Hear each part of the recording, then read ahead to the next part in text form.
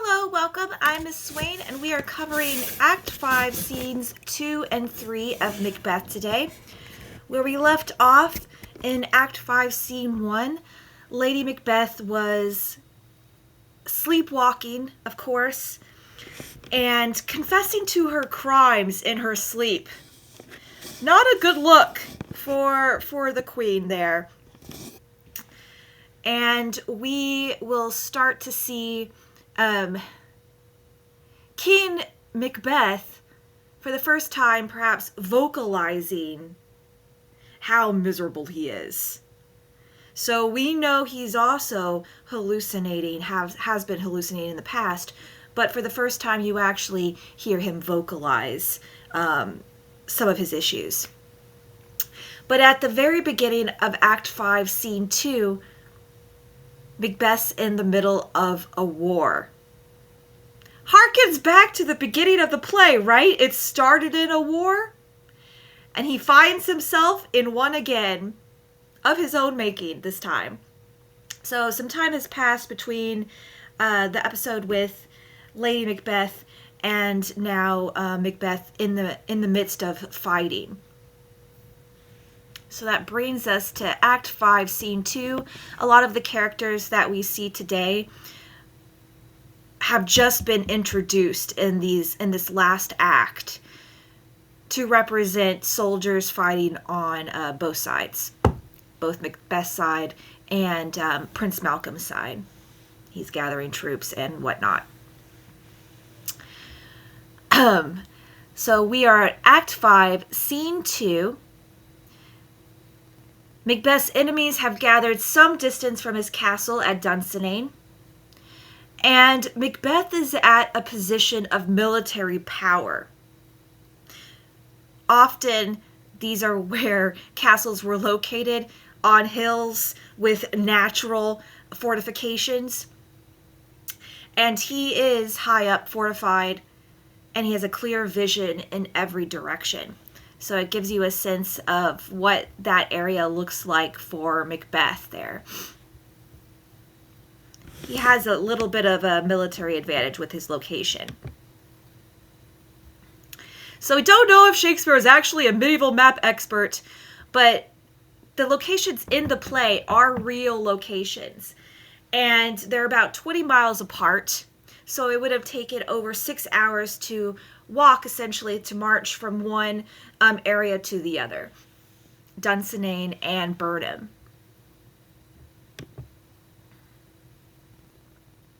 So Act 5, Scene 2, we have a whole bunch of people introduced in this section only. And we have Lennox. He has more hair in this interpretation. So you have Menteith, Caithness, Angus, Lennox. Man, Angus. What? How Scottish can you get? They're all coming after Macbeth's crown there. Alright, Act 5, Scene 2. Following along with the graphic novel version. Obviously, you see a bunch of soldiers in the midst and preparing for battle. And once again, most of the characters in this scene are soldiers fighting for Macbeth. All right, here we go. The English army is near, led by Malcolm, his uncle Seward, and the good Macduff. They burn for revenge, for the wrongs they have suffered would have made even a dead man rise and commit bloody deeds. We'll meet them near Burnham Wood. They are coming that way. Does anyone know if Donalbain is with his brother? Lennox is coming back now. Now fighting against Macbeth. As you notice. Him and that Harelai, let's go. For certain, sir, he is not. I have a list of all of the noblemen who are fighting with the English. Seward's son is there, along with many green, beardless youths who will become men in this battle. What of the tyrant, Macbeth? He is fortifying his castle at Dunsinane with heavy defenses. Some say he's mad. Those who hate him less call it brave fury, but indeed he seems unable to restrain himself any longer. Now he feels the blood of his murdered enemies sticking to his hands. And now, minute by minute, new rebellions punish him for his treachery. His soldiers follow him only because they are commanded to do so, not because they love him. And now the title of king seems too much for him, like a dwarfish thief wearing a giant's robes. Who can blame his tormented mind from acting so strangely when everything inside him condemns Macbeth for what he's done?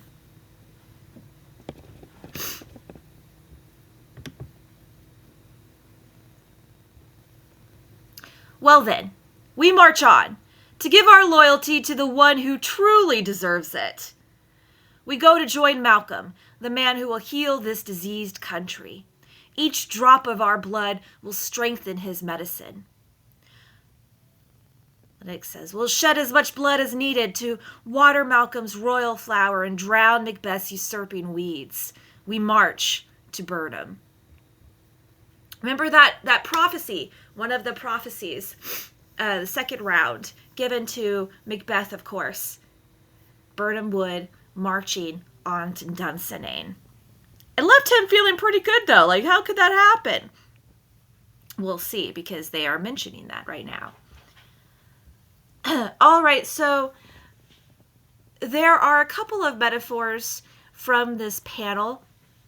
One that is seen throughout the second half, primarily, of the play, is the nature of a diseased country, right? Disease, illness, medicine.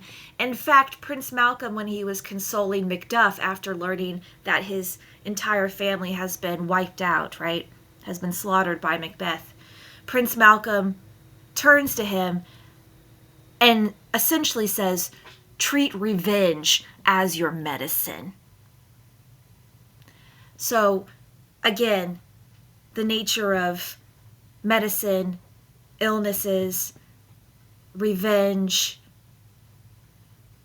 and the fact to heal this is through, heal the country is through defeating Macbeth, essentially.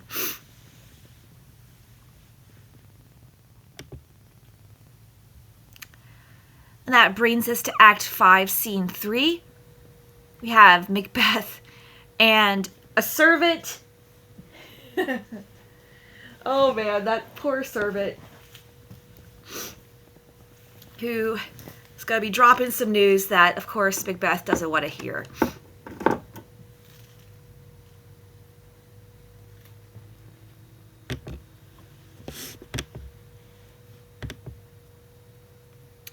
We also see the servant's name is spelled Seyton in the play, and he comes around in Act 5, Scene 3. We haven't seen him as of yet. And he's there to offer some exposition for the play, right? To show us where we are within the war. But also, look at that name.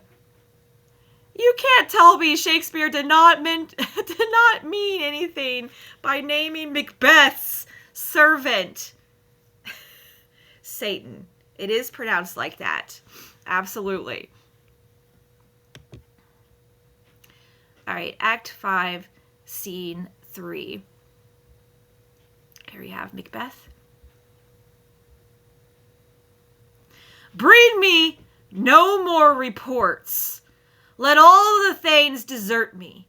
Until Burnham Wood uproots itself and moves to Dunsinane, I cannot be infected with fear. What is this boy, Malcolm? Wasn't he born of a woman? Those spirits that see the future have proclaimed this to me. Fear not, Macbeth. No man born of woman will ever have power over you. So flee, you traitorous thanes. Join with the weak and decadent English. The mind that rules me and the heart that sustains me will never falter with doubt or shake with fear. Look at that servant's face. He's got the classic 70s stash of this graphic novel look here. May the devil turn you black, you white-faced fool! Why do you look like a frightened goose? There are 10,000 geese, you idiot. Soldiers, sir. Go pinch your cheeks and color over your fear, you lily-livered boy. What soldiers, fool? Death to your soul. That pale face of yours will frighten others as well. What soldiers, you milk face? The English army, sir. Get out of my sight! Macbeth asked. Look.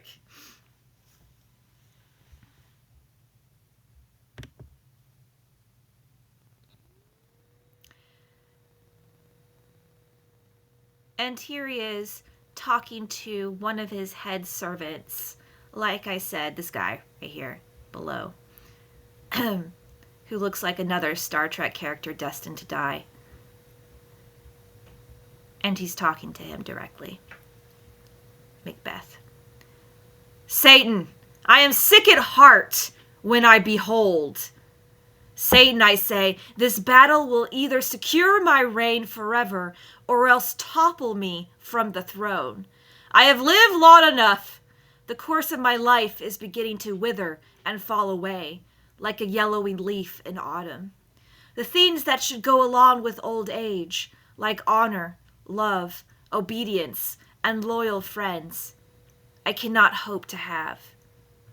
Instead, I have passionate but quietly whispered curses, people who honor me with their words, but not in their hearts, and lingering life, which my heart would gladly end, though I can't bring myself to do it. Satan. In comes the servant. What do you wish, your grace? Is there more news? All of the rumors have been confirmed. I'll fight until they hack the flesh off of my bones. Give me my armor.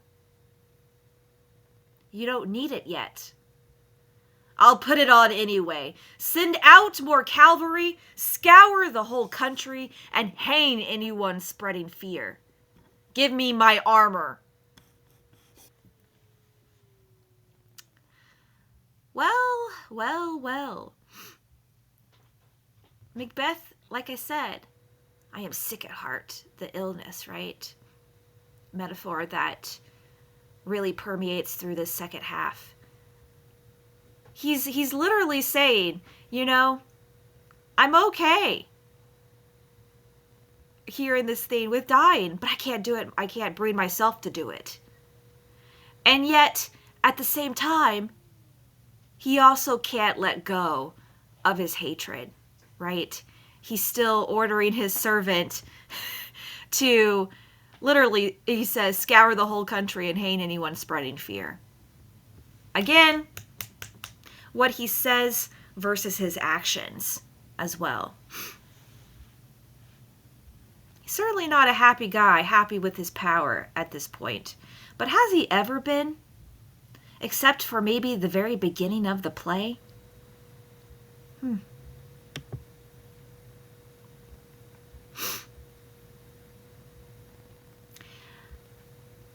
So his servant leaves temporarily to take that message. And then in comes one of his doctors. Different doctor than Dr. Phil, Dr. McBaldy that we saw. A different attendant. And he's asking, Macbeth is now asking about his wife. Oh yeah, remember that lady? She's not doing well, Macbeth. How is my wife, doctor? She is not sick, my lord, but she is troubled with endless visions that keep her from sleeping. Cure her of it. Can you not treat a diseased mind? Pluck the painful thought from her memory, erase the troubles written on her brain, and, with some sweet forgetful drug, cleanse her of the dangerous stuff that weighs upon her heart? For that kind of relief, the patient must heal herself. Throw medicine to the dogs! I'll have none of it. This is literally a conversation that could happen today. Come, put my armor on me. Give me my lance. His servant comes back, saying, send out the soldiers. Doctor, the thanes are flying away from me.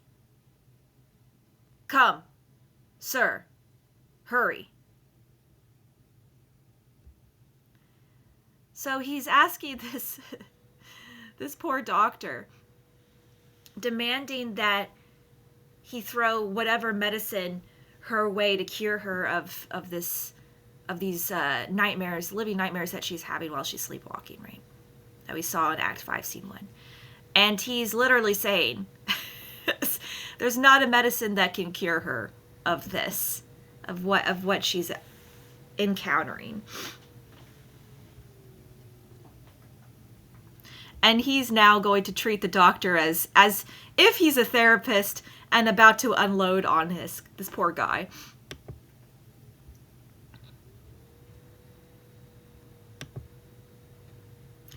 Dr. McDreamy. Doctor's reaction to encountering Macbeth at this point in the play. I think that's pretty accurate. If you can, doctor, diagnose this country of mine. Discover her disease and purge it. Bring her back to perfect health. I would applaud you so forcefully the earth itself would echo, so you might hear my praise again. All right, so he's not talking about Lady Macbeth now. That was fast. He forgot about his wife in like 2 seconds. Oh yes, by the way, doctor, can you cure this country of mine as well? What's the medicine for this country who's working against me at this moment? I can't imagine why. Bring her back to perfect health. Again, the repeated metaphor in the second half of the play centered on metaphorical illness. Do it correctly, I tell you. Look at this poor guy trying to arrange his armor. And then he continues. What drug would purge the English from this country? Have you heard of any? Aye, my good lord. Your preparations for war sound like a cure. Bring that armor and follow me. I will fear neither death nor destruction until Burnham Wood comes to Dunsinane. And then the doctor says, I wish I were clear away from Dunsinane. Not even riches could bring me back again. Obviously, even the people within Macbeth's own household, their heart's not in it, right? They're working for him because, yes, they're forced to work for him. But they're not loyal to him.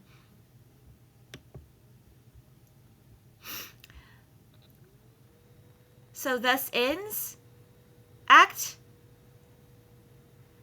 5, Scenes 2 and 3. Have a good day.